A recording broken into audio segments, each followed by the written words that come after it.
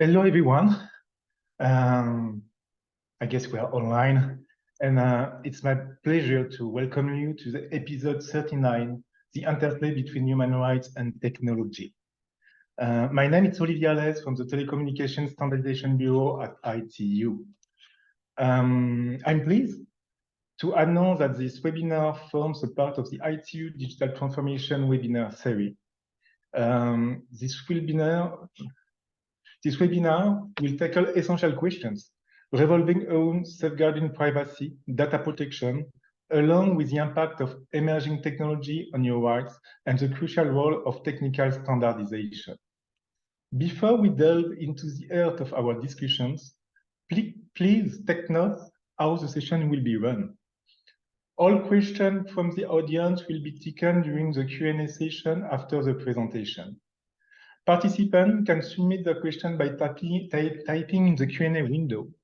The Q&A icon can be seen at the bottom of your screen. Please indicate your affiliation and the country you are connecting from. The webinar is being recorded and the recording will be made available on the event website.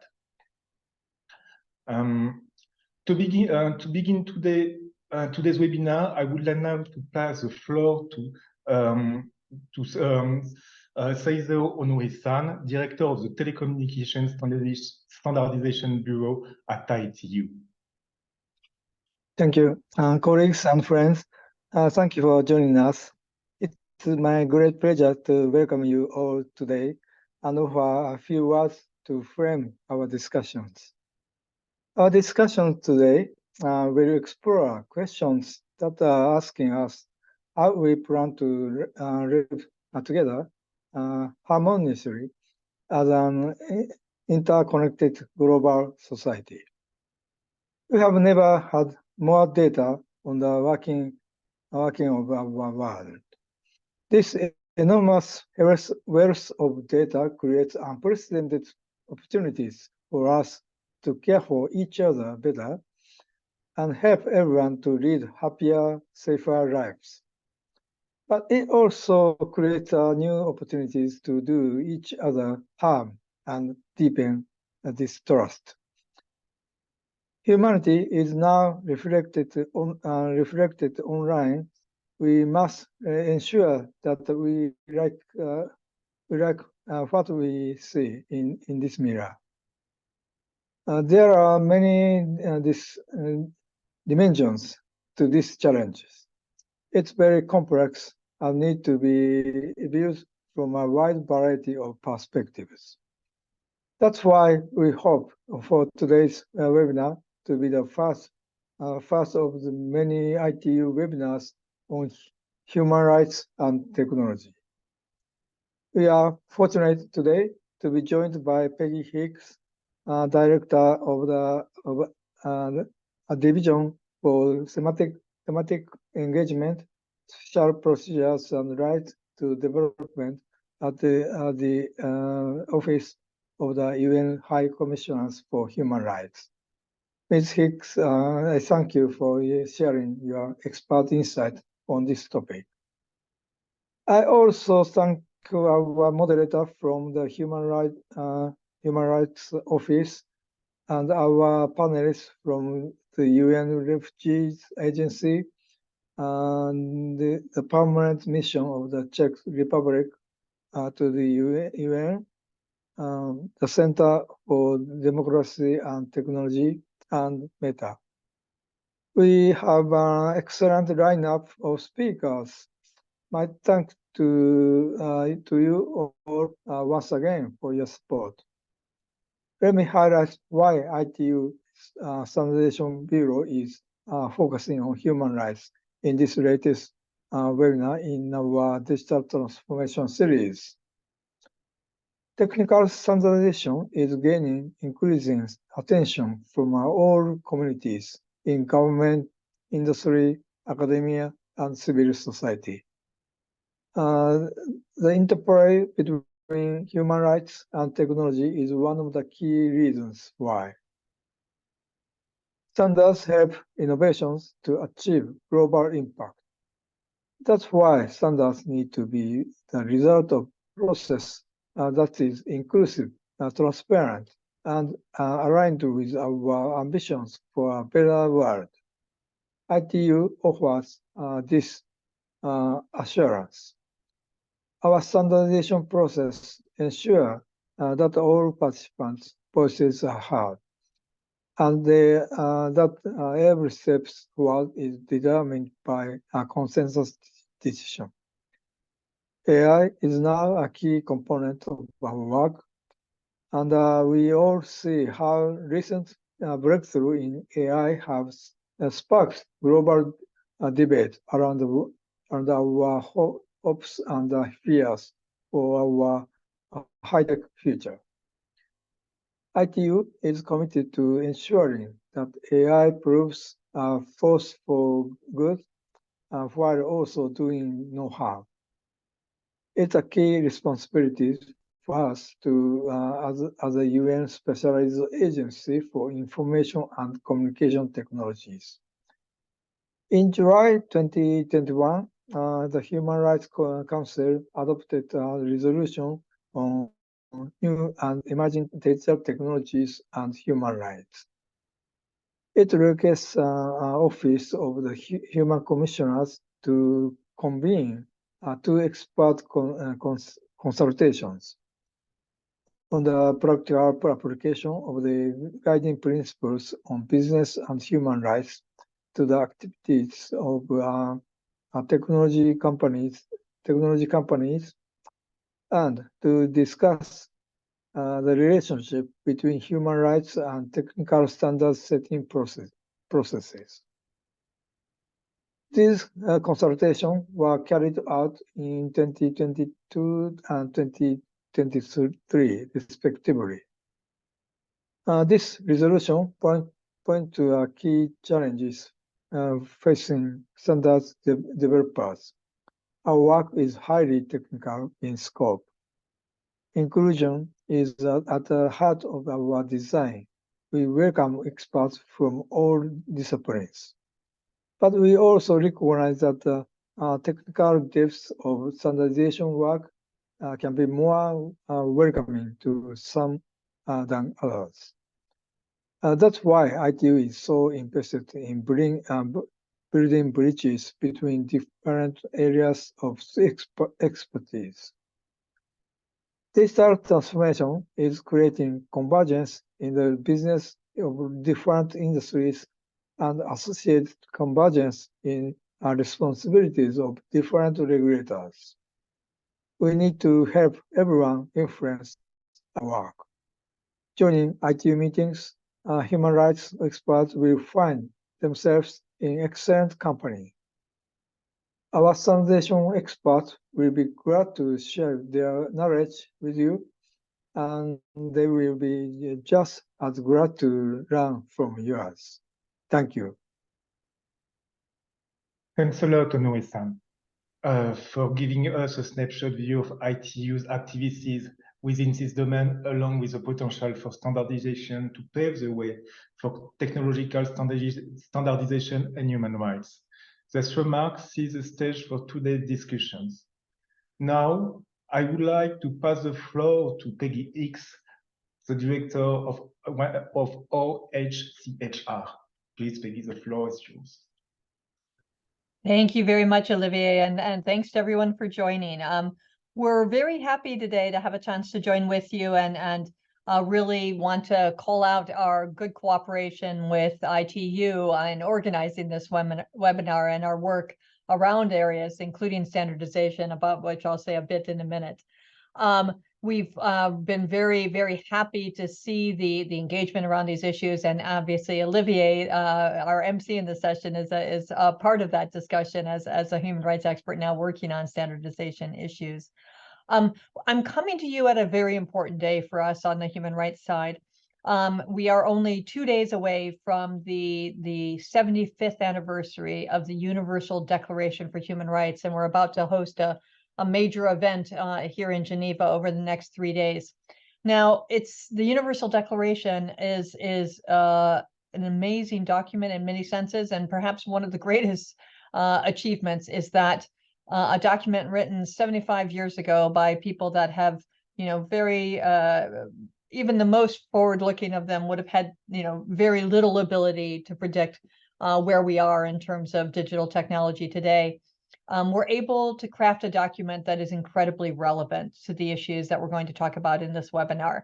And we have found that, and it's one of the issues our office has been working on, is how we can use what's in this document and the bodies of work that have been done underneath it on issues like the right to privacy and the right to speech, how we can bring those into conversations around digital technology in a way that helps us set the important guardrails that we need and gives guidance on critical issues like participation and stakeholder engagement for companies. So we're working on those issues in a variety of ways with ITU, and also through a project that we have called BTech that works with technology companies on how they can put in place their obligations and responsibilities under the UN Guiding Principles on Business and Human Rights, which poses some challenges in the tech field. It's different to do this as a tech company than it might be as an extractive industry or an apparel company. We're working through those issues, and I urge you all to take a look at our website where we go into some detail on that. But I think it's important to say a little bit about human rights and its relationship to technology overall. We look at these issues in a way that recognizes that technology has an impact on every sphere of human rights, be it in your job or your health or your education, and obviously in your basic democratic rights and the ability to express yourself online and to be protected from abuse or discrimination. So we know that we have to grapple with the issues around digital technology from a challenges standpoint, but we also emphasize how much the use of digital technology can be really breaking incredibly important ground in terms of what we can achieve in affording human rights to people globally.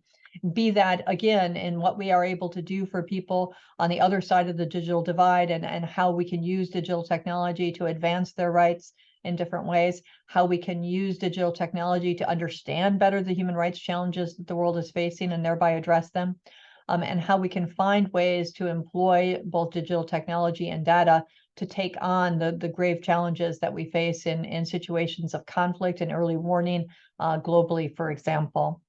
So we're really trying to see digital technology as a tool that we can use to advance human rights, and that human rights are also a tool that can make digital technology better and more usable by all of us, and in a way that protects all of our rights going forward. So with that in mind, we've been working on, I'll highlight maybe 3 issues that are, I think, relevant for the community gathered on this call. The first is around standard setting, with Seiko has already highlighted for all of you. Obviously, standard setting is a prime example of how we need to work across some of the thematic silos that exist between the technology community, the business community, and the human rights community. And we're really working to build some of those bridges in this work. We did a report, as noted, at the behest of the Human Rights Council, sort of looking at where we stand on technical standard setting processes and how they bring in human rights globally.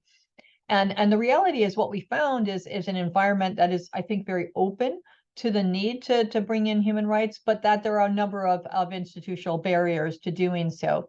As in any area, there's limited specialized expertise in the area of human rights that's in the most standard setting organizations in the way in which they work. It just hasn't, we develop along different tracks, and those tracks exist here as they do in many other areas. That in this instance is exacerbated a bit by the fact that the processes that we have in place in the technical standard setting area are ones that are sometimes difficult or opaque to access for NGOs and others that need to be engaged in these things to bring in some of the human rights expertise. So we've been working through this report and with ITU to look at how we can address some of those challenges. and looking at things that can be done, for example, to bring human rights due diligence into technical standard setting processes. And there's certainly work underway in a number of technical setting bodies, standard setting bodies on these issues. We would highlight, for example, the Internet Research Task Force that hosts a Human Rights Protocol Considerations Research Group, and that's looking at these issues, and the Ethical Web Principles of W3C's Technical Architecture Group. So there are efforts that are underway to bring human rights in, but we need to do this in a more standard way across all of the standard setting organizations. And so that looks at bringing in human rights due diligence, as I said, but also decreasing those barriers by making documents readily and freely available to the public, and finding things that can really promote participation and engagement by human rights experts. And that does mean, potentially lowering sort of the cost barriers and building up a community of human rights experts that can really be part of the processes in a way that will make the processes more effective going forward. And that depends as well on both businesses and states that are in these processes to support that and to recognize how they can be part of this transformative change within standard setting bodies by looking at, for example, the UN Guiding Principles on Business and Human Rights, and by making efforts themselves to integrate cross-silo expertise in their own delegations in different ways. So that's some of the work that we're doing in the area of standard setting. I wanted to touch on a second area that I think is also very relevant here, and that relates to digital connectivity. Obviously, a huge focus for many in the room and at ITU, and we are working as well to really push for digital divides to be overcome because of their impact on human rights globally. But one of the things that we've also reported on is the extent to which, again, there are separate tracks for the conversation about digital connectivity and a track relating to internet shutdowns. We've done reporting on the extent that internet shutdowns are widespread, and obviously they run directly counter to our efforts to close the digital divide. Digital internet shutdowns are happening in some of the situations in which they can have the worst human rights impacts, around elections, for example, or in situations of crisis where we really need the internet to be there and available for everyone. So part of what we're looking for is a way to make sure that in the connectivity conversations, we're bringing in these issues of digital shutdowns and making sure that organizations that are working on the connectivity are considering the prospect or potential for internet shutdowns when designing and implementing cooperation programs relating to internet connectivity. If we're connecting and supporting connections of digital systems, then we want to make sure that those systems remain in place when they're needed by all people. And that should be part of the conversation that happens around inclusive connectivity. At the same time, we also want to do better in terms of having a transparent and system for reporting and having data collection relating to internet shutdowns, so that when governments or others are engaging in limits of shutdown activity, not only blanket shutdowns, but also bandwidth throttling and denials of service and other activities that we characterize as shutdowns as well, that there's a transparent reporting system around those. And that's the type of thing that obviously those of you that are involved in the connectivity field can help us to address. The third area I'd focus on is the one that I think will be in every conversation about digital technology in the coming year, and that's around artificial intelligence. Now, I have to say, we and many of our partners have been talking a lot about artificial intelligence before ChatGPT, and many of the challenges that we face relate to traditional or non-frontier artificial intelligence. So the use of machine learning and other techniques, for example, facial recognition and its use in law enforcement is an issue that we've been reporting on. Surveillance technology and its use is something that we've reported on as well. But as we've seen, we really need to also look much more deeply at the new challenges that we're facing and the quick, and as Seiko had said, the real advances that have made, the breakthroughs that are happening in the area of Gen AI and what it means for human rights globally. And that's where we really, again, look at the need for human rights due diligence and the processes that need to be in place so that we're looking in advance in a trust and safety manner at what needs to happen to make sure that we're addressing the short term, the medium term, and the long term risks of artificial intelligence on our societies and on people. And there are very helpful tools available. We actually just last week or the week before released a set of documents that came out of a work that we've done since May on generative AI with a group of companies that have worked with us, including the leaders of Microsoft and Google and OpenAI and many others. Meta was part of it as well. Really looking at how we can expect more in terms of integration of human rights due diligence into the processes around the development and deployment of AI generally, and certainly of generative AI. In particular, we're looking as well for efforts to bring in risk proportionate regulation. And that means that in some cases we have red lines. There are some technologies that we don't have sufficient human rights guardrails around yet. And so a ban or moratorium is appropriate in that regard. And we say that in terms of certain surveillance systems, for example, but also how we make sure that we look at what risks could be caused by technologies and up the level of scrutiny and engagement when it's in a human rights facing area, as I said earlier, in areas like law enforcement. So I urge you all to take a look potentially at the generative AI project materials that we have on our website. We did a foundational paper that looks at advancing responsible deployment and development of generative AI. And it comes, for example, with a taxonomy of human rights harms that really talks through what are some of the things that companies and governments need to be thinking about in terms of the impacts of generative AI on human rights going forward. We're really happy to be part of this conversation with all of you, and thank you all for really paying attention to and taking the time to really think through the impacts on human rights of the technologies that are so crucial to our lives today. Thank you. Thanks a lot, Peggy, for joining us today and for those insightful remarks. I would like to encourage also the audience to type in all your questions that you have for your panelists in the chat box and for our Q&A session. And today we have a fantastic lineup of panelists for this webinar. First, we have with us Marek Janowski, who is first secretary at the permanent mission of the Czech Republic to the UN. Marek is specialized in digital affairs and also in cyber diplomacy. We also have with us Nicola Oakeshott. He is also part of the discussions. Nicola works at UNHCR as a senior policy officer. He is coordinating the implementation of the digital protection pillar of UNHCR's digital transformation strategy.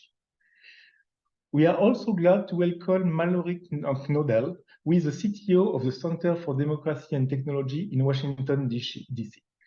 She's a member of the Internet Architecture Board and the co-chair of the Human Rights Protocol Consideration Research Group on the Internet Research Task Force. We are also lucky to have with us Emilar Grandi, who is the Global Head of Stakeholder Engagement, Inclusivity in Policy Development at Meta. Emilar leads also the company's global external stakeholder engagement pillar on hate speech, bullying, and harassment. Chital Kumar is also part of the discussion. She is an expert in internet governance, digital technology policy, and human rights. She is currently a consultant with Global Partners Digital and previously leads the engagement and advocacy work. Finally, this discussion will be moderated by Tim Engelhardt from the OHCHR office in Geneva. Tim focused on the impacts of new and emerging technologies on the enjoyment of human rights. Please, Tim, you have the floor. Thank you, Olivier, and thank you, Mr. Cesar-Ona and Peggy for setting the scene.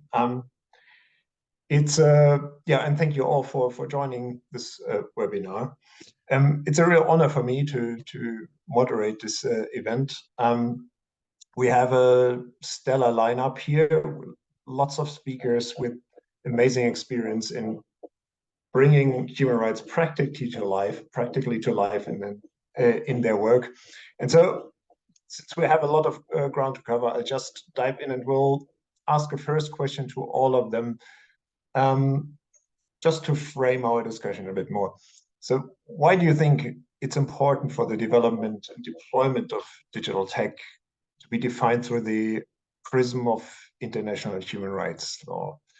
Marek, can I ask you to start the discussion? Thank you.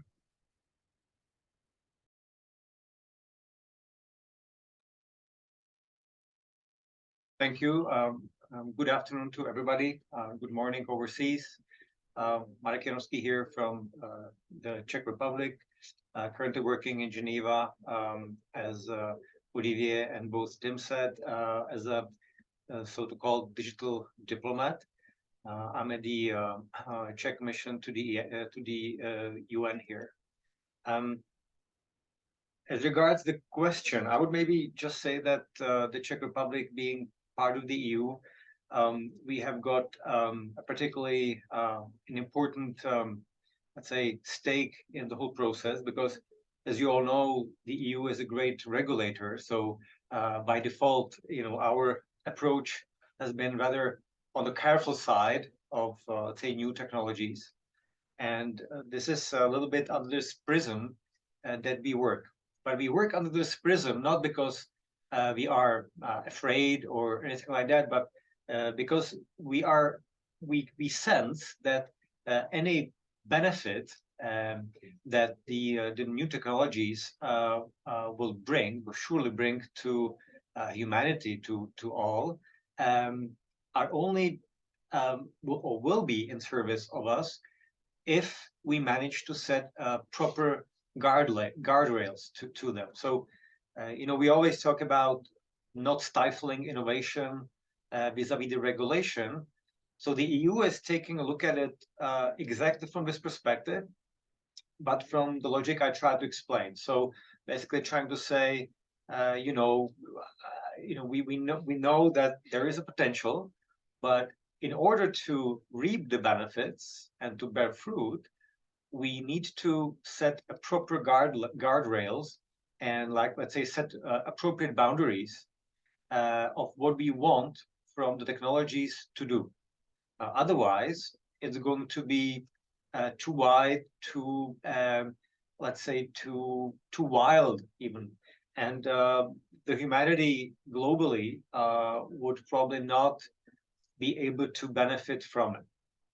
So, basing ourselves on this premise, of course, I will not then basically go through all the legislation that the EU has done, but I just want to say that, from the GDPR, data protection, Digital Service Act, and now we are one of the first bodies to be about to, let's say, to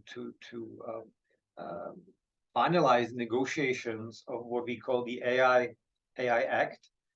It's not done yet, but it's hopefully about to be finalized soon, by the end of the year or at the beginning of next year, which might be a good example for the others to follow. And we know there are lots of countries that are interested. So this is on the EU side. Now, the Czech Republic specifically, with, of course, EU countries, has set out to promote what we call the human rights-based and human-centric approach to technologies, or to standardization. And as we have heard from Peggy and others, that and Mr. Ono as well, that standardization is really one of the key elements of the new technologies. We have to get it right. So we are trying to make sure that in all our work that we are doing here in Geneva, but also in New York and in Brussels, of course, as well, we try to make sure that from the inception to, let's say, to the end of technological life, we do have transparency.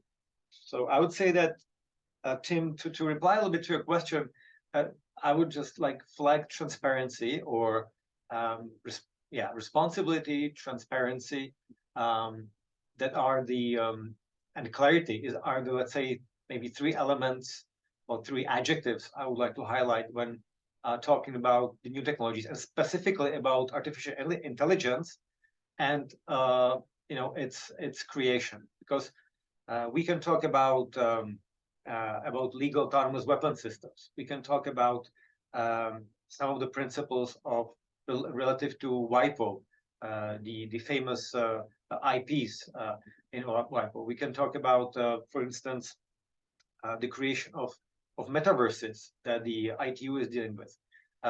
It all has one commonality that I think what we're interested in is that the algorithms in there are being sort of observed and done in a responsible and transparent way. Because otherwise, I think it was Peggy who actually mentioned also the frontier AI. We're not sure what kind of decision-making process is taking place in what we call the black holes, right? And we want to avoid that because we want the readability and the predictability of the process. So I think this is something that we ought to observe, and especially I think the young generation, because that's another layer I would like to add maybe to the discussion, is that not only the big tech companies, but also the startups and scale-ups being full of great young minds trying to come up with lots of let's say innovations and innovative tools. They are the ones who are going to drive next development. So we're also trying to make sure that in our discussions, be it in Geneva, New York, or somewhere else, we do include those people, because through them we're going to learn what kind of future they are setting for themselves. So I just want to add this element. So just to finalize my little discussion. Yeah, we need to move on. Thanks, Marek. So yeah, so we work through lots of hubs, and we're focusing on, let's say, human rights, but also to translate the language of human rights to the technical organizations such as ITU. Thank you. Thank you, Marek. And yes, it's truly fascinating to watch as an outsider the negotiations of the AI Act at the moment. And if I may note that our High Commissioner recently also weighed in the debate with an open letter, making some recommendations.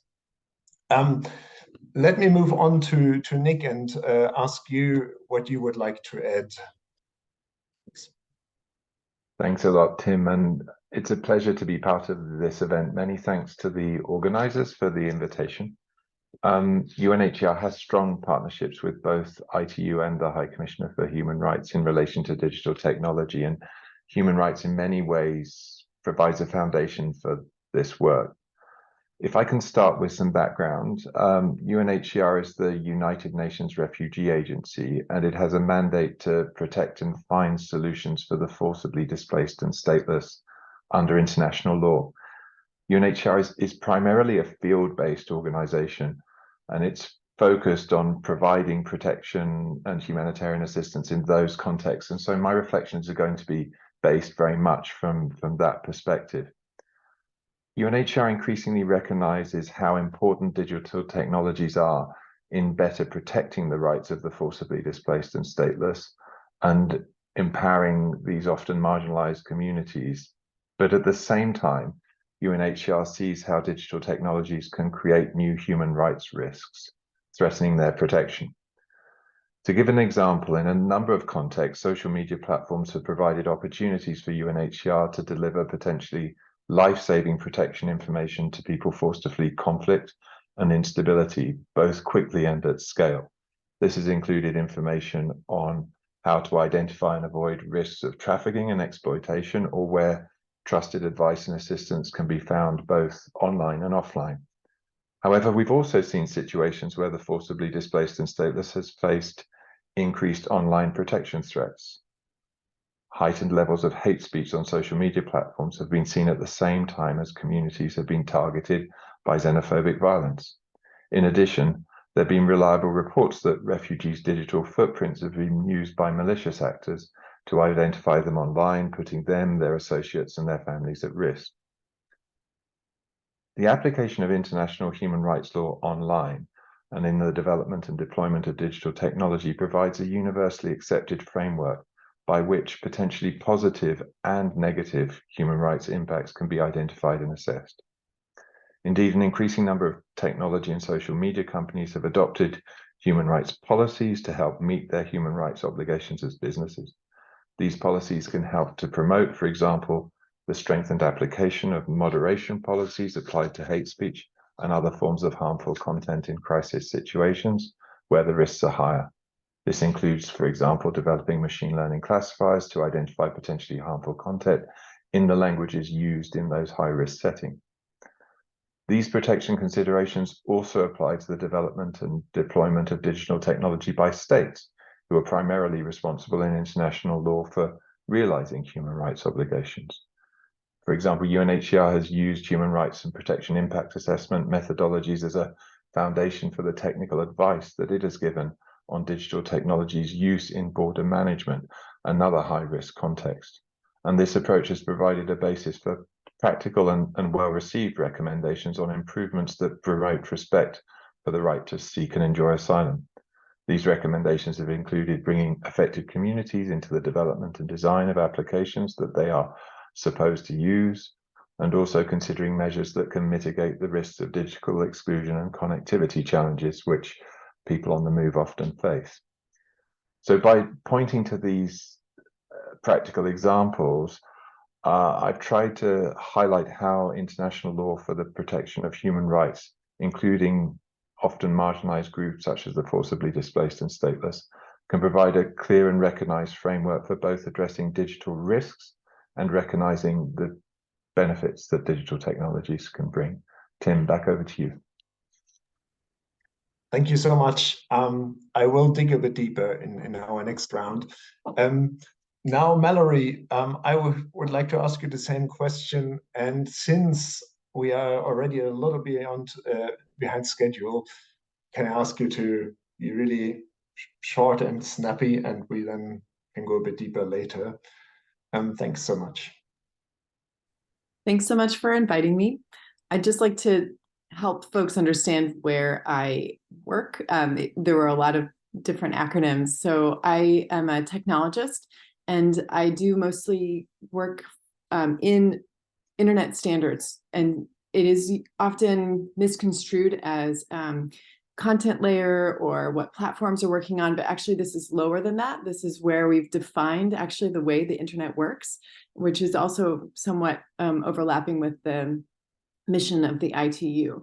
And it might seem a bit odd, at least it seemed odd when we began this work, maybe around 10 years ago, to think about why would then standards bodies or global standards development organizations be consequential for human rights? Isn't the way the internet works just science? Isn't it just, technology? How could there be values like human rights at that level? And now I think we've established very clearly that these protocols and this design is in fact consequential for human rights. So while states have the ultimate obligation to uphold human rights, and they can do that by regulating the tech sector. And then companies, of course, have this responsibility, right, to work under the human rights framework set forth by these jurisdictions in which they work.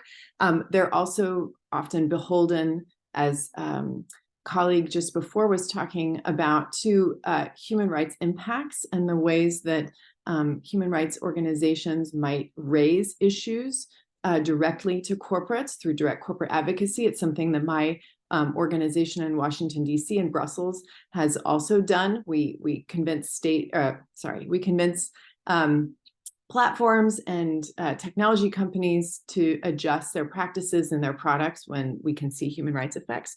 But going then to this third layer, the standards layer, this is something slightly different, and it combines a bunch of these tactics to ensure that human rights is considered from the very beginning of design of technology all the way through their deployment.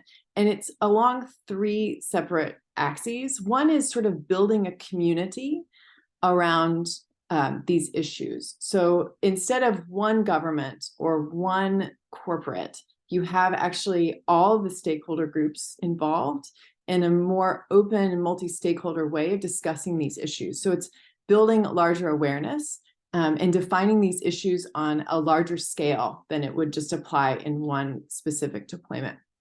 I think the other thing to note about standards bodies is that they're a place where corporates actually cooperate rather than compete. So at their best, so from the late 1800s, when the ITU actually was established, and then many, many thousands of other standards bodies have been established, the idea is that these are big, hard problems that we all must solve together. And so it's a place where you actually get, again, cooperation instead of this sort of capitalist competition between companies. And then the last thing, which is really important for standards bodies, is they arrive at an answer. There's some consensus that's built around how best to design or deploy something. And that consensus is very important, and it's distinct from the other two, because it then provides some degree of assurance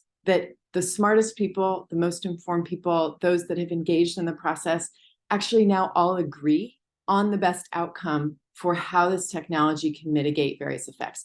And I would just say that the reason why we have to focus, and my organization in particular has had to focus on human rights explicitly, is so that we can invite more human rights subject matter experts into these deliberations. Because if we have an absence of social issues, of public interest issues, of human rights issues, then really you do have mostly industry, maybe some governments, some various government agencies from a precious few states who can sort of afford to attend.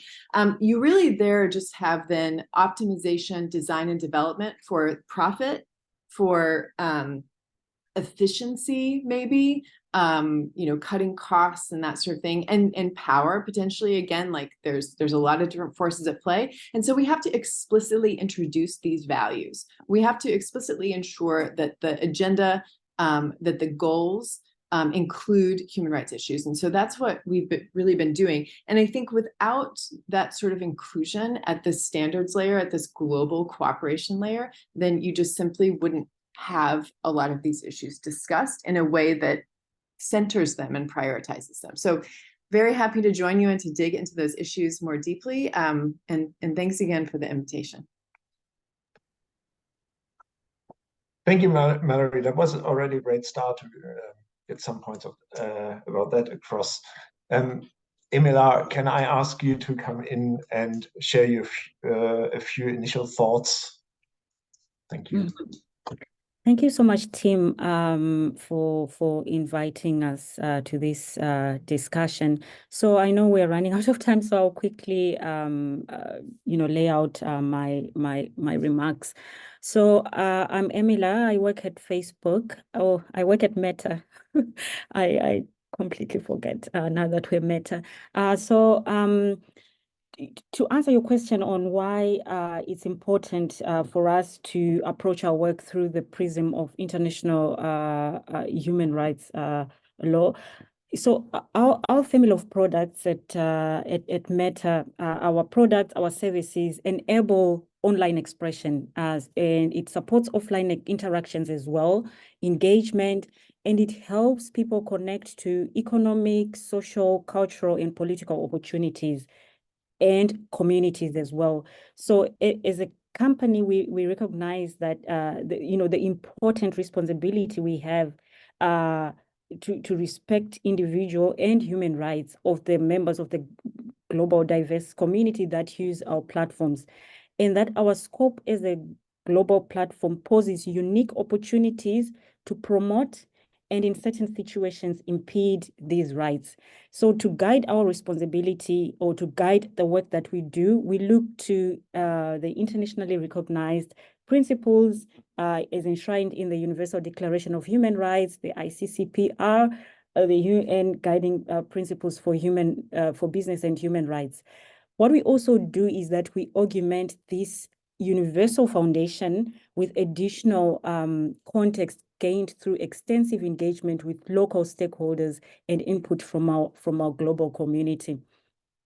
And why do we do this, or why is it important, to get to your question? So first of all, it helps us to identify the circumstances in which human rights, including freedom of expression and privacy, may be impacted positively or negatively by our decisions. And we do this, by routinely conducting human rights due diligence on our product, policy, enforcement, and business decisions. So to identify circumstances in which human rights may be, impacted by our decisions. Also to respond to the evolving landscape and best practices for human rights and business. So it's important because it helps us regularly review and update our internal policies and practices in consultation with relevant stakeholders. So using that foundation, we do that as well. And the last thing that I'll highlight is that it helps improve our understanding of the landscape of human rights issues and inform our approach to product and policy decisions. So beyond listening to people who use our products, we routinely engage with a diverse set of stakeholders from NGOs, academia, and now also international organizations. So the human rights laws, provide that foundation for us to be able to do this. So that's why it's important. Over to you, Tim. Thank you so much for these concise points. Sheetal, would you like to wrap up this round of questions? Thanks. Thanks, Tim, and thanks for having me here. I think a lot has already been said, and so I don't want to repeat that, but I will definitely, I think, just try and add to what's been said. And I heard a lot of recognition of the importance of digital technologies as, of course, an enabler of human rights, but also the potential for them. And we know that, of course, to undermine human rights. And the fact that states and other actors have obligations to promote and fulfill human rights is of course something we know. But I think the point that Peggy was making as well about the ability for human rights law and standards to be a tool to ensure that digital technologies themselves evolve and act as an enabler of human rights is really, really key. And just to say, I know we need to move on. Perhaps this is a point that hasn't been made as explicitly yet. I think the importance of the international human rights framework is also that it is international, that it is agreed, and that when we have all the challenges that we have and evolving technologies, we here have a tool that allows us to ensure that the evolution of the internet itself, the protocols, the standards that have been discussed, continue to act as an enabler of human rights for everyone, because the technology itself, the physical infrastructure, the protocols, the standards, the way that data flows over the networks are not bound by territorial realities, but regulations and governance can be. And so that can change the situation or the relationship that people have to digital technologies and the internet, depending on where they are. But that shouldn't be the case, right? So it should be that everyone enjoys the same rights and the same abilities of the internet to act as an enabler. And for that reason, the international human rights framework is so essential to ensuring that is the case. So I'll stop there and hand back to you. Thank you. Thank you, Sheetal. That was great. As you noticed, we are already a little behind schedule. So since we are at the same time, also want to give our audience the opportunity to ask some questions and get some responses. I would like to ask you to keep your responses a little shorter this time than we initially thought we would do, maybe 4 to 5 minutes most. So we keep the same order we had before. I'll start with Marek with a follow-up question now. As a member of the United Nations, how does the Czech Republic collaborate with other UN member states to address challenges related to digital rights, such as privacy, freedom of expression, data protection, non-discrimination? And how could, for example, ITU support member states to face these challenges? Thank you, Tim. It's hard to be short to promise. Firstly, with another UN member states, just to give an example, of course, apart from the EU circle that is getting more and more digital expertise, we do have lots of dialogues. I mean, we have important dialogues with some other countries, such as African countries. We have a great cooperation on what we call digital group with the African Union here in Geneva. That the Czech Republic is co-coordinating jointly with Kenya. For instance, just to give an example, this week we held a very interesting round on the permanent representative level with the two co-facilitators from New York that are drafting the Digital Global Compact. So, you know, we were trying to make sure that they do see the importance of Digital Geneva, and then we do contribute to their work that is, of course, guided and spearheaded by the UN Tech Envoy in New York. So we, in a way, we try to make both ends meet, the New York one and Geneva one, and a little bit of Vienna, of course, where a lot of interesting issues about the cybercrime are taking place as well. So that's one particular example of what we're doing with another UN countries. On the other part of the question on ITU, I will refer to what my dear colleague Santiago from Canada put into the Q&A, because that's a very interesting example he put, and that was triggered by the Czech Republic, and agreed with the EU and other cross-regional partners. We had African countries from all continents joining this initiative, and this initiative was presented at the last regular ITU Council in July, and this is about human rights and technical standard setting process, and it's linked to human rights, and it's basically advocating and thanking us, actually, the ITU, for having already started to think about how to incorporate the human rights-based or human-centric approach to standardization development. So that's just one of the examples how we began working with the ITU, and of course with you, Tim, YCHR, and Peggy, and try to break the silos and having a great dialogue altogether about how to move forward in a very practical manner. Thank you. Thank you, Marek. Nick, you already started telling us a little about how UNHCR uses technology and approaches certain risks. Can you maybe delve a bit deeper and explain to us what kind of technologies UNHCR uses and how the processes look to address specific risks that are attached to that? Thanks. Thanks, Tim. UNHCR has been using digital technology to deliver on its protection mandate for many, many years now. This includes digital systems to help register refugees when they've just arrived in countries that don't have the capacity to do that. Also to help provide humanitarian assistance and manage their protection cases, so determining whether the individual that's claimed asylum is in fact a refugee or not.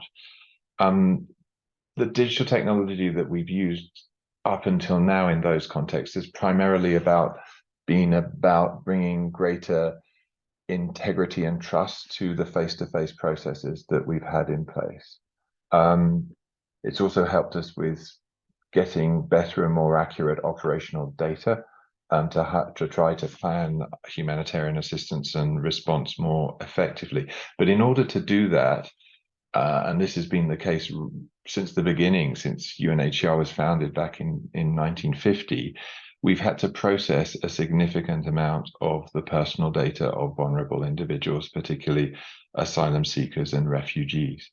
And as our digital systems have been brought into place, they've included digital identity management systems, which now rely on biometric technology to a greater or lesser extent.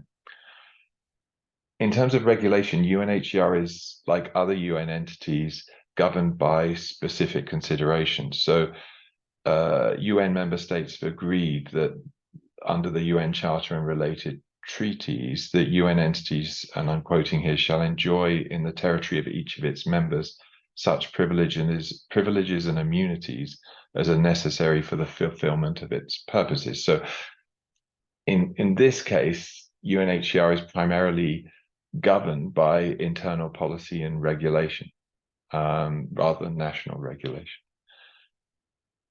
But as you'd expect, nonetheless, we've developed over time policies and guidance that can help to manage the risks that can arise in our use of digital technology. UNHCR was one of the first entities to set up a policy about the personal data of the people we serve, that we process as a data controller. And more recent policies cover questions of information security, for example. At the end of last year, we adopted a broader umbrella data protection policy, which covers not only the processing of the personal data of refugees and asylum seekers and others that we serve, but also other personal data. And at several points in sort of this process of regulation development, there's been investment in resources at headquarters, field, and also regional level to try and make these policies real. Another important milestone was in 2022, the adoption of a digital transformation strategy, which contains some aspirational goals about how we as UNHCR want to use digital tech, specifically a commitment to align with international human rights standards and emerging ethical standards, with the idea that this will provide a greater standing in line with the approach in the Secretary General's roadmap on digital cooperation about to allow for engagement with states and the private sector on the basis of those standards.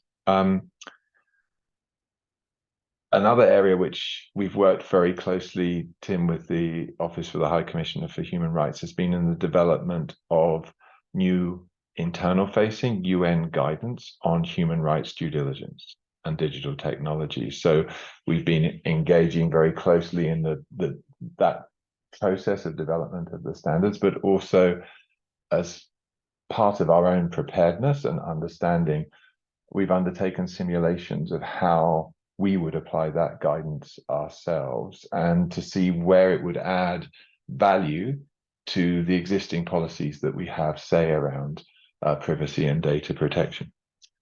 One of the things that we found is that some emerging and innovative uses of digital technology that we've started to deploy are perhaps better understood and analyzed through this human rights due diligence prism, rather than focusing in primarily on questions of privacy and data protection. Well, that's in these instances because the human rights risks don't primarily flow from our responsibilities as a data controller, rather they flow from other digital impacts and considerations. So thinking back of one of those examples that I mentioned in my earlier answer, using social media platforms to deliver protection information and advice to people on the move.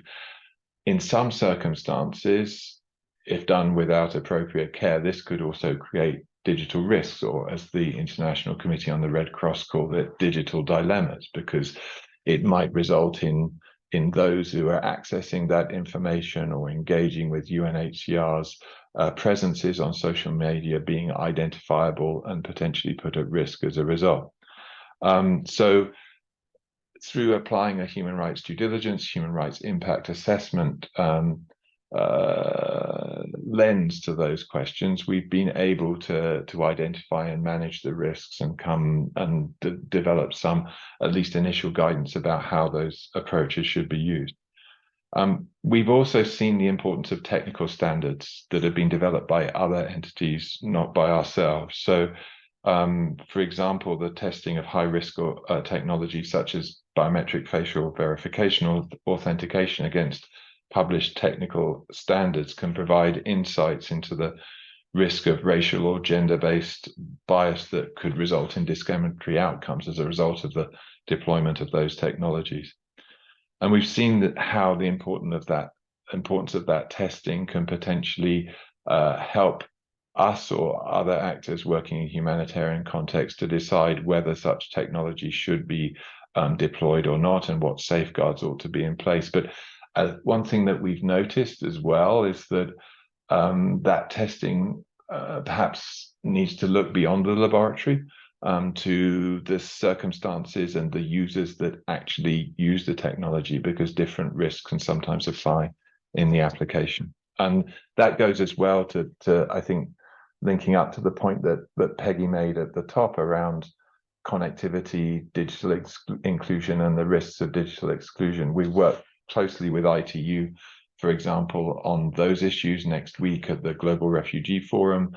There's a pledge which both organizations and other entities like the GSMA are looking for support for, to promote refugee connectivity and digital inclusion, because often that's in fact the primary human rights risk that the people we serve are facing. They're unable to get online. They don't have the devices that access the devices that they need. Overall, I'd say that UNHCR's approach to upholding human rights in our use of digital technology has got increasingly solid foundations in internal policy, but this is something which continues to develop. And I think that the approaches that I've mentioned in respect of human rights due diligence will help us to meet the aspirational goals that we've set out in our digital transformation strategy.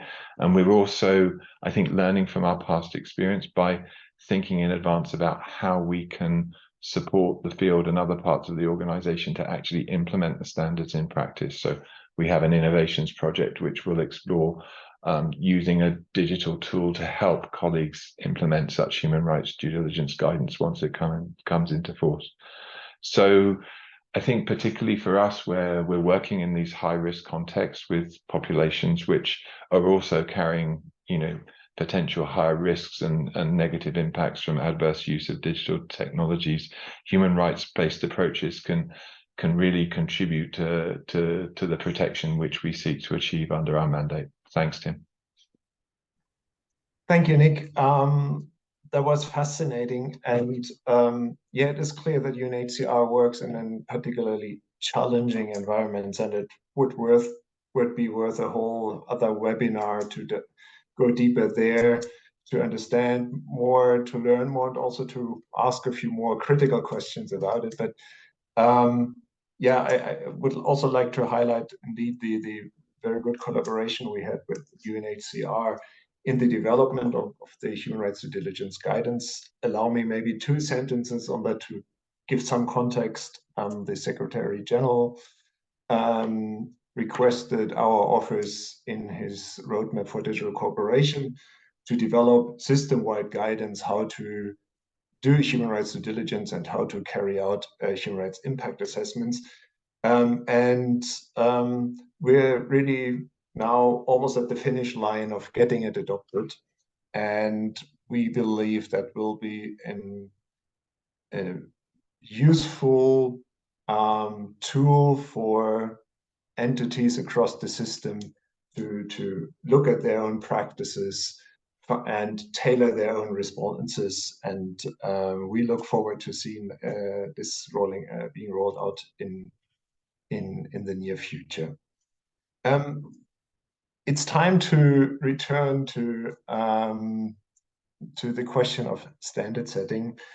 Mallory, I know you've been involved in many settings, environments related to standard setting. IEEE, W3C, IETF. So could you give us a little more detail of how human rights considerations are approached in these fora? What have you learned? What was successful? What didn't work? Thanks. Certainly, yes. So I do primarily engage with the Internet Engineering Task Force, and one of the key reasons for that deep and long-term engagement for the civil society organizations that I've worked for is that it is open. So one does not have to be a member of the IETF. One does not need to be from a particular stakeholder group. The mailing lists where a lot of the specifications are discussed are open for anyone to subscribe to. Meetings do require a registration fee to support the 3 times per year that everyone meets face to face. There are fees involved with that, but otherwise it's open, and that openness and that multi-stakeholder model has been very critical for human rights and actors to participate in and to follow. Although the time is, of course, very intense. If we're debating the finer details of protocol specifications that sometimes take many years to finalize, that is a lot of time and deep engagement. And that is actually true across all of the bodies that you mentioned, Tim. So this sort of need to pay attention to details, to be very focused and engaged is true across the board. It is also true for the ITU as well, which maybe more of the folks participating in today's webinar would be familiar with. But a critical difference there, of course, is that one must be part of a member state delegation, which is not impossible. I know there are some best practice around actually involving many different stakeholders in the state delegation itself. And then as well, there are observer members. So an entity, an NGO or an INGO, et cetera, can apply to be an observer member. And that can be a helpful mechanism to at least follow the discussion, even if observer members aren't able to vote and engage on the standard specifications themselves. So it's a bit more restricted. There are ways around it. I definitely encourage delegations to be as diverse and inclusive as possible of these issues. But then, of course, there's the ways that folks engage on the standard setting itself can be more restrictive than, say, in the IETF. A few others, just because there are different models. No two standards development organizations are alike, but I sort of am keeping I've traditionally kept my engagement to global bodies that are most impactful from the top down. So the IETF really working on protocols, ITU also somewhat overlapping with that in the internet space, but more broadly in digital space. Then there's the web. So web browsers, the way the web works, and a few other adjacent technologies are standardized at the World Wide Web Consortium. So that being a consortium indicates it's also a membership model. Membership is determined by institutions that apply and then pay a yearly fee. So it includes, for the most part, in the W3C, the main browser vendors. Also includes a lot of advertising technology companies. It includes a small handful of large publishers, say the New York Times or Wiley, who does publications. And then it ostensibly could include NGOs. I think Center for Democracy and Technology, my employer, is one of the few actual civil society organizations that is an official W3C member, because those membership fees are actually quite expensive, even though they're a reduced rate. So that's something to consider. And then they meet less often face to face. And I believe that their mailing lists and their working groups and their community groups and so on are open to invited specialists. So you can also be a participant if you're invited, and you don't necessarily have to always be a member. IEEE works similarly. One is a member of the IEEE Standards Association. The IEEE does a lot of different things, but under the umbrella of the IEEE, you have the Standards Association, where the real consequential work in that body for internet folks like myself is the Wi-Fi and Ethernet standards. So again, more at the hardware level. But yes, one must be a member. You can be an individual member, you could be an institutional member.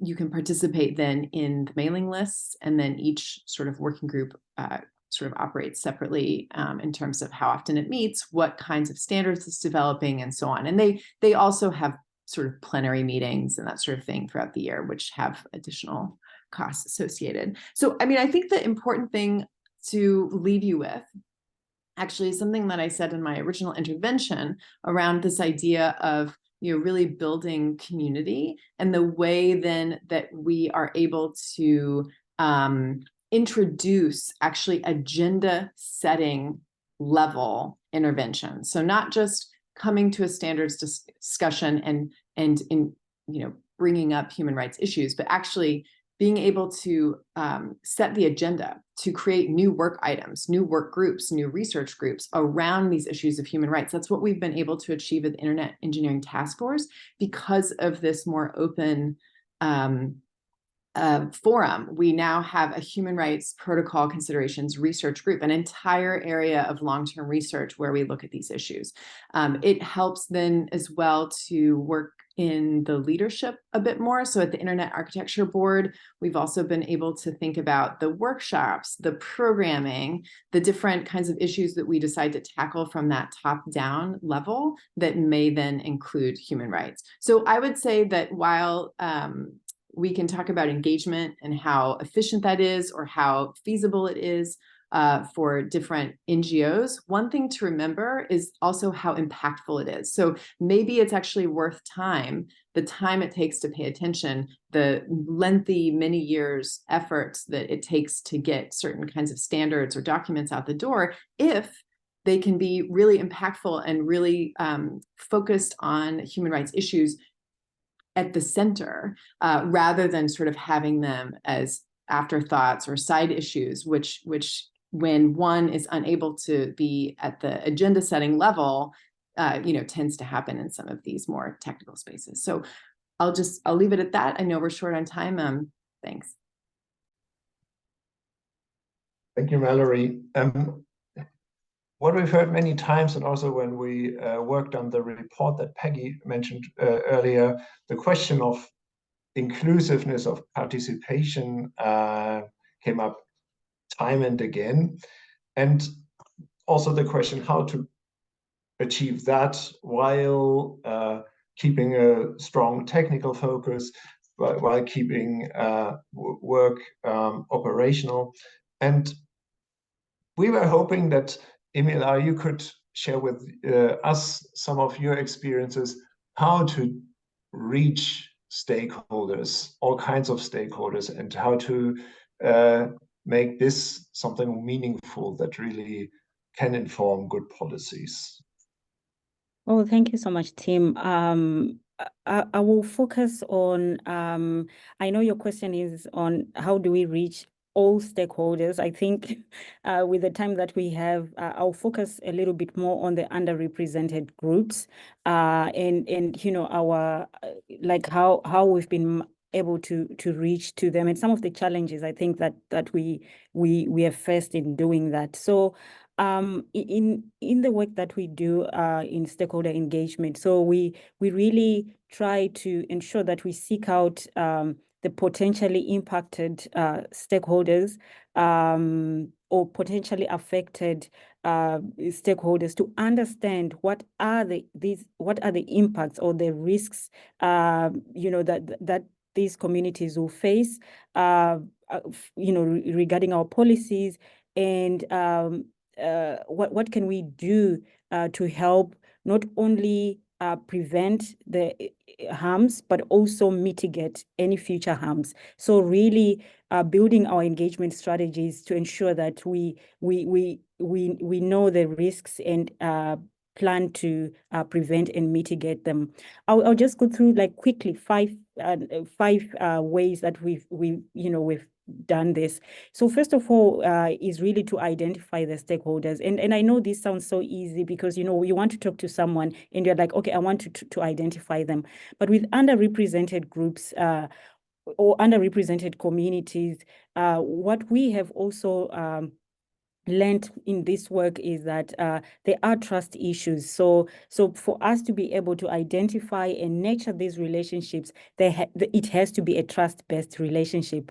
And building trust takes time, and it's a process and not a once-off event. And it's something I think that's really important if you want to be as inclusive as possible. So as you identify stakeholders, identifying like who is not at the table as we speak, and sometimes it's difficult if you all look the same at the table and you're not really thinking deeply about who might not be at the table, also who is potentially impacted by these policies. I work in content policy, and ensuring that those voices are heard as well.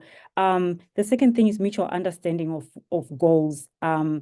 There's lots of questions like, why are we meeting? I think for us, what we are working on is being transparent in ensuring that we are a little bit clear on why we are meeting with someone, and really have expectations and mutual goals as well. So mutual understanding of goals, establishing nurturing relationships. In terms of relationships, I think also the other thing that has been useful in ensuring that we engage with underrepresented groups is meeting them where they are. And this means even thinking through the format of the engagement. So a Zoom call might not work. In the country that where I am from, there are always electricity power cuts. So a 2-hour call might not work. Data is expensive. Not everyone is able to connect meaningfully. So making sure that the format works, the language, and also who is engaging also is important. The fourth thing is more proactive engagement for the global majority. And last thing is building the capacity of the stakeholders that you are engaging with so that they can meaningfully contribute to the conversation. I'll end by saying that underrepresented groups, as we're thinking about inclusion and inclusiveness, underrepresented groups are not voiceless. They do have voices, but our role as people, in these spaces is to ensure that everyone can extract the same outcomes or the same values with the same amount of effort that we are putting into the process. Over to you, Tim.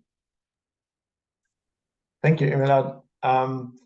There was a lot in there I would like to follow up on, and I think a lot we can take away for thinking about other areas of work too. Sheetal,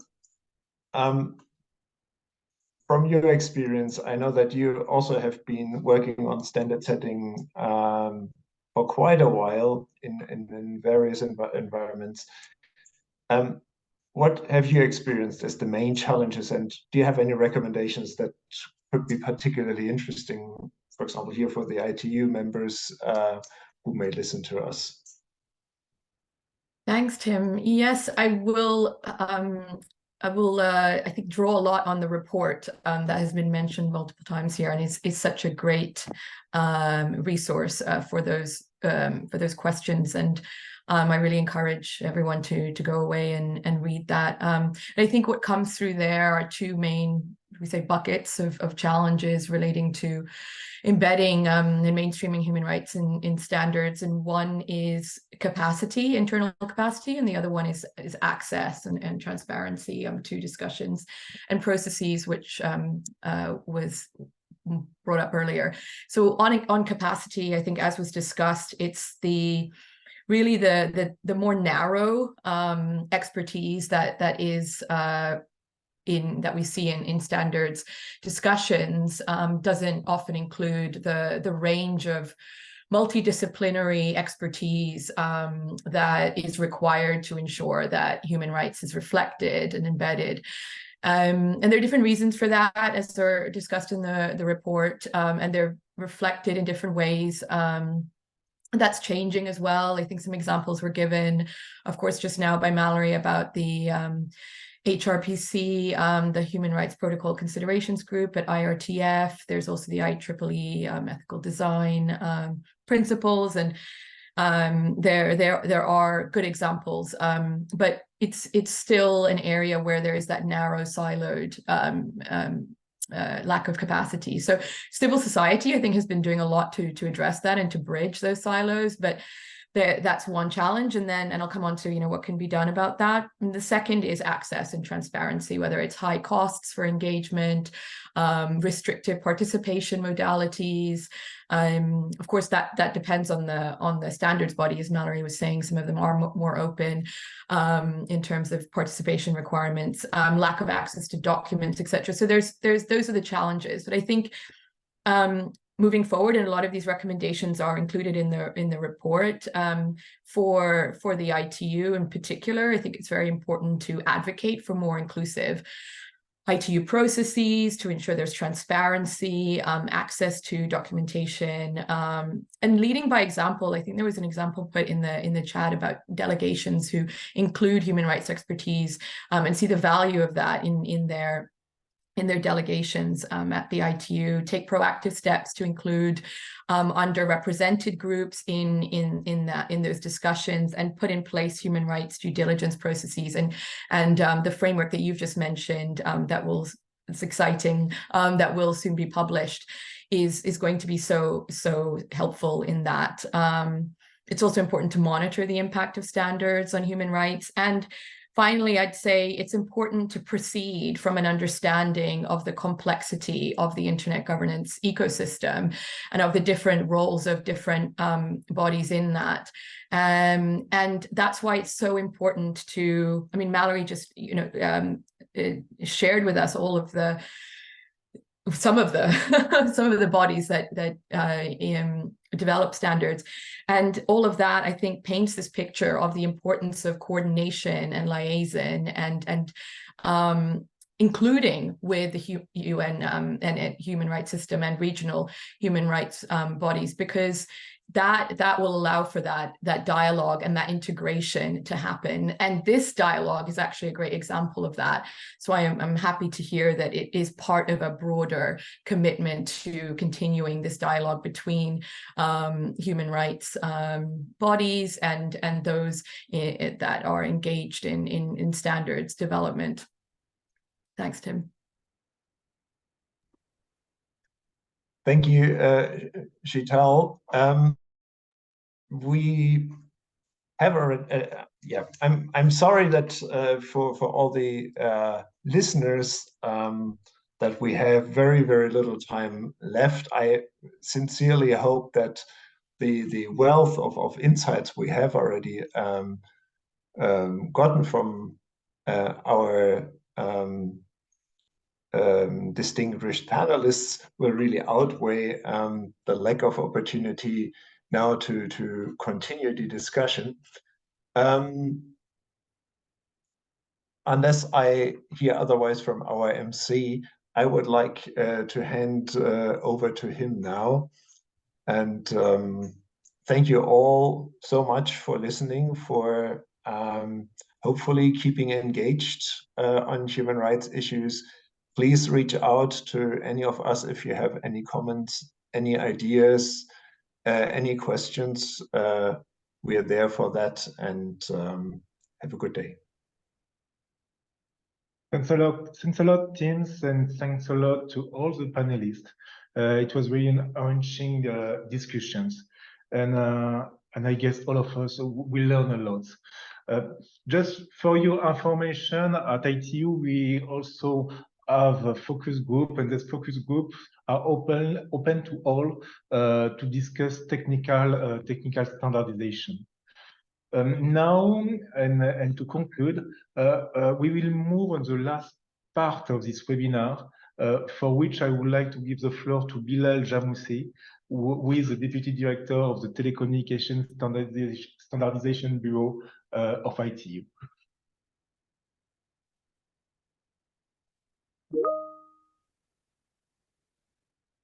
Distinguished guests, colleagues, ladies and gentlemen, as we bring this important webinar on the interplay between rights and technology to a close, I wish to express my deepest appreciation to our speakers, moderators, and all participants.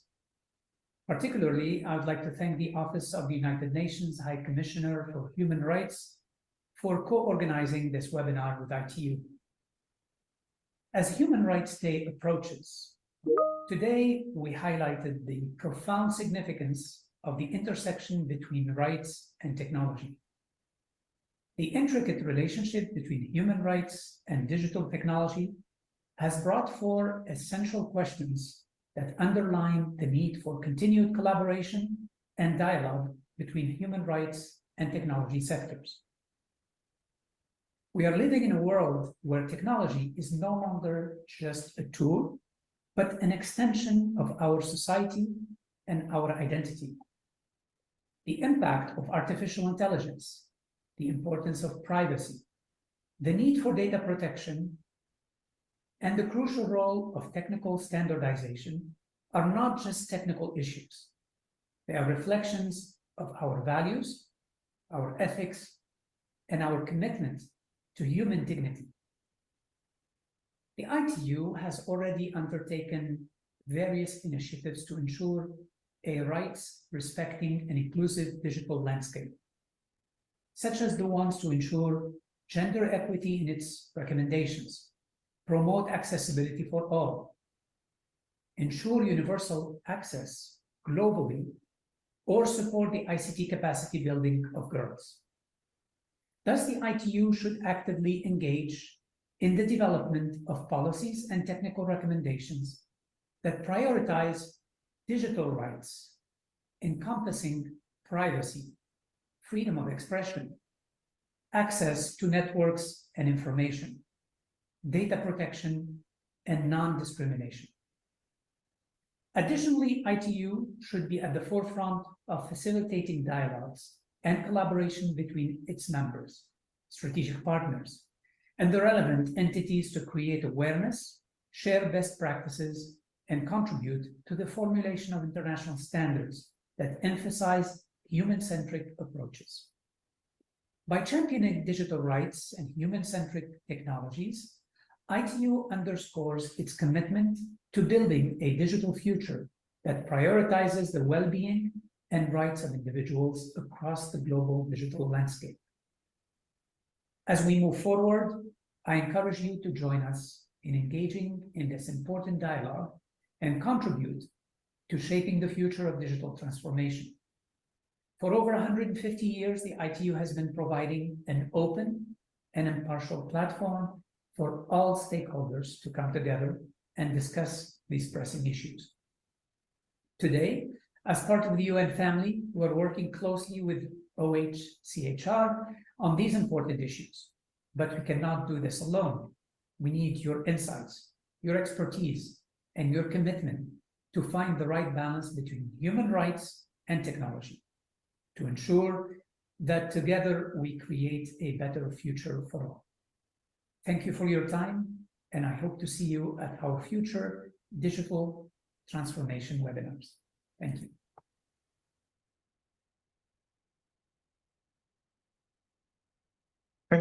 Thanks a lot, everyone. I would like to take this opportunity to thank all of our amazing panelists for taking us through these exciting discussions, which we believe will be cornerstone of future standards work on this topic.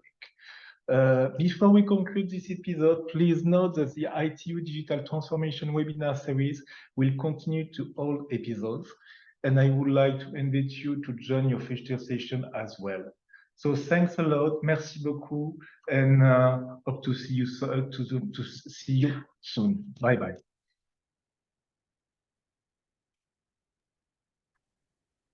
Bye bye. Bye bye. Thanks a lot. Thank you very much. Bye-bye.